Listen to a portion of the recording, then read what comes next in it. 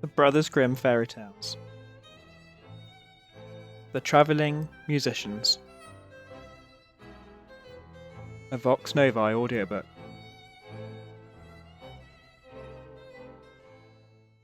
An honest farmer had once an ass that had been a faithful servant to him a great many years, but was now growing old, and every day more and more unfit for work. His master, therefore, was tired of keeping him, and began to think of putting an end to him.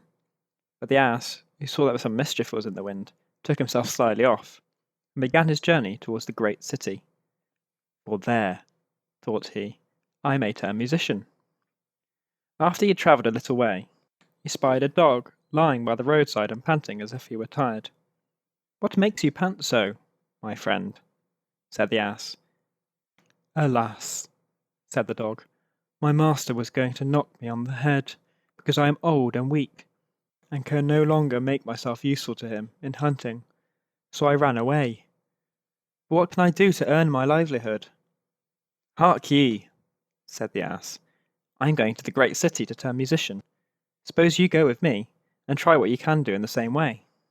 The dog said he was willing, and they jogged on together. They had not gone far before they saw a cat sitting in the middle of the road, and making a most rueful face. "Pray, my good man," said the ass, "what's the matter with you? You look quite out of spirits." "Ah me," said the cat, "how can one be in good spirits when one's life is in danger? Because I am beginning to grow old, and had rather lie at my ease by the fire than run about the house after the mice, my mistress laid hold of me, and was going to drown me. And though I have been lucky enough to get away from her, I do not know what I am about to live upon." "Oh," said the ass, "by all means go with us to the great city. You are a good night singer, and may make your fortune as a musician." The cat was pleased with the thought, and joined the party.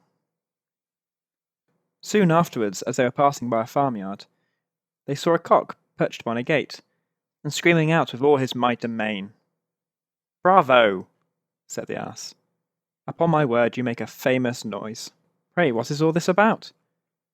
"Why," said the cock, "I was just now saying that we shall have fine weather for our washing day, yet my mistress and the cook don't thank me for my pains, but threaten to cut off my head tomorrow, and make broth of me for the guests that are coming on Sunday." "Heaven forbid," said the ass. "Come with us, Master Chanticleer. It will be better at any rate than staying here to have your head cut off. Besides, who knows? If we care to sing in tune, we may get up some kind of a concert, so come along with us." "With all my heart," said the cock. So they all four went on jollily together. They could not, however, reach the great city the first day, so when night came on, they went into a wood to sleep. The ass and the dog laid themselves down under a great tree, and the cat climbed up into the branches, while the cock, thinking that the higher he sat the safer he should be, flew up to the very top of the tree, and then, according to his custom, before he went to sleep, looked out on all sides for him to see that everything was well.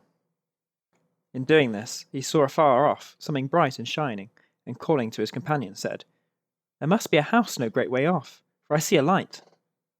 "If that be the case," said the ass, "we had better change our quarters, for our lodging is not the best in the world." "Besides," added the dog, "I should not be the worse for a bone or two, or a bit of meat." So they walked off together towards the spot where the Chanticleer had seen the light, and as they drew near it became larger and brighter, till they at last came to a house in which a gang of robbers lived. The ass, being the tallest of the company, marched up to the window and peeped in. "Well, donkey," said Chanticleer, "what do you see?" "What do I see?" replied the ass. "Why, I see a table spread with all kinds of good things, and robbers sitting round it making merry."